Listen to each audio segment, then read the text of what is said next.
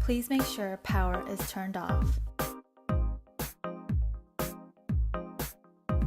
After turning off the power, unhinge the fixture door cover and remove.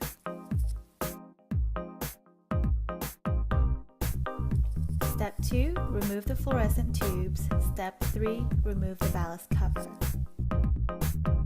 Please use caution when removing fluorescent tubes.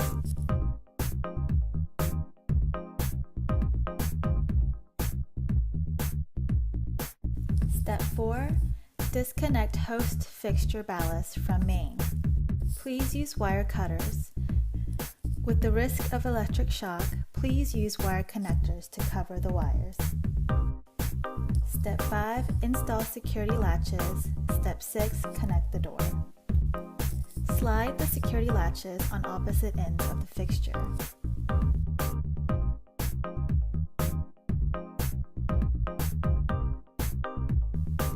Then connect the door to the brackets on the latch and clip the cables provided onto the opposite end.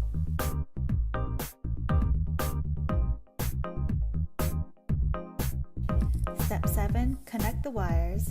Step 8, close the door. Please connect the 2 black wires and the 2 white wires with wire connectors.